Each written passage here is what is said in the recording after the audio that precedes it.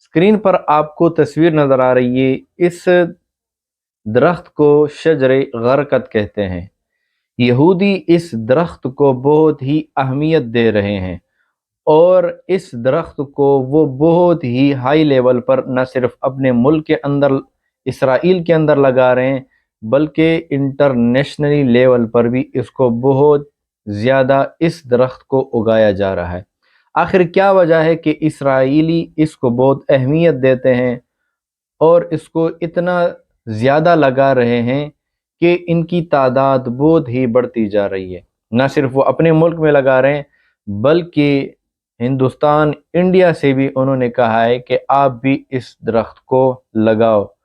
اور آپ دیکھ سکتے ہیں تصویر میں کہ اسرائیل کے جو وزیر اعظم ہیں وہ خود اپنے ہاتھوں سے اس درخت کو لگا رہے ہیں، اس درخت کو فروغ دینے کے لیے۔ آخر اس کے پیچھے لاجک کیا ہے؟ کیا وجہ ہے کہ اس درخت کو اتنی اہمیت دے رہے ہیں؟ در حقیقت اس کے پیچھے مسلمانوں کی حدیث ہے، اس کے پیچھے جو آپ صلی اللہ علیہ وسلم نے اس درخت کے بارے میں فرمایا، وہ اس لیے یہودی جو ہیں اس درخت کو بہت زیادہ اہمیت دے رہے ہیں۔ ایک یہودی تو ہمارے نبی حضرت محمد صلی اللہ علیہ وسلم کی حدیث پر اتنا ایمان ہے، یقین ہے، اسی حدیث کی وجہ سے اس درخت کو بہت زیادہ لگا رہے ہیں۔ لیکن ایک طرف ہم مسلمان جو کہ صرف حدیث پڑھتے ہیں فرقہ واریت کے لیے، حدیث اس لیے پڑھتے ہیں، حدیث اس لیے ازبر یاد کرتے ہیں تاکہ جب ہمارا کسی مخالف جو ہے فرقے والے سے ہمارا جب ان کے ساتھ کوئی مناظرہ ہوگا تو اس حوالے سے ہم اپنے دلائل پیش کریں گے۔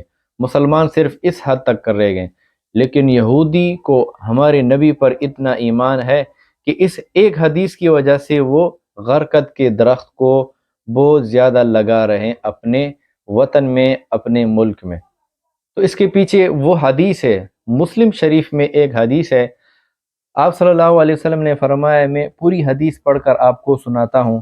قال رسول اللہ صلی اللہ علیہ وسلم لا تقوم الساعة حتى يقاتل المسلمون اليهود فيقتلهم المسلمون حتى يختبئ اليهودي من وراء الحجر والشجر فيقول الحجر والشجر يا مسلم يا عبد الله هذا يهودي خلفي فتعال فاقتله الا الغرقد فانه من شجر اليهود۔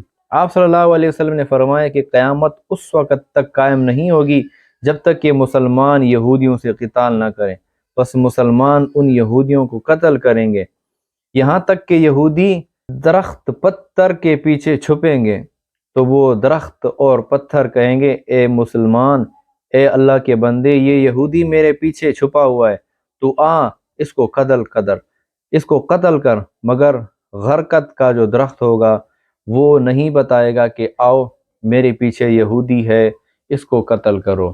اس حدیث سے یہ معلوم ہوا کہ مسلمان اور یہودیوں کی جنگ ہوگی، مسلمان یہودیوں کو قتل کریں گے، ان کو نقصان پہنچائیں گے، ان کو بدترین شکست سے دوچار کریں گے، تو یہودی درخت کے پیچھے چھپنے کی کوشش کریں گے، مگر ہر درخت، ہر پتھر کہے گا کہ آؤ میرے پیچھے یہودی کھڑا ہے، آؤ اس کو قتل کر۔ مگر غرقد نامی درخت وہ نہیں کہے گا کہ آؤ میرے پیچھے یہودی کھڑا ہے، اس کو قتل کرو، کیونکہ یہ درخت یہود کے درختوں میں سے ہے، لہٰذا یہودی اس لیے آج کل اتنی توجہ دے رہے ہیں اس غرقد نامی درخت کو۔ تو ایک یہودی کا مسلمانوں کے مذہب پر، دین پر، حدیث پر اتنا یقین ہے، لیکن مسلمانوں کو یقین نہیں۔ آج کل یہود جتنے بھی آگے جا چکے ہیں، اس کے پیچھے کیا وجہ ہے؟ اس کے پیچھے یہی وجہ ہے کہ اپنے مذہب میں بڑے سخت ہیں، اور انہوں نے ایسی چیزیں دین اسلام سے لی ہیں جس پر عمل کر رہے ہیں اور وہ ترقی کر رہے ہیں۔ ایک مسلمان ہے کہ جو کہ قرآن و حدیث پر عمل نہیں کر رہا، اس لیے وہ دن بدن پیچھے چلے جا رہے ہیں۔ اسرائیل اتنا طاقتور ہو چکا ہے، امریکہ اتنا طاقتور ہو چکا ہے کہ اس نے اپنے تمام پروڈکٹ دنیا بھر میں وہ سیل کرتا ہے، جس کی وجہ سے اس کی اکنامی اتنی مضبوط ہے۔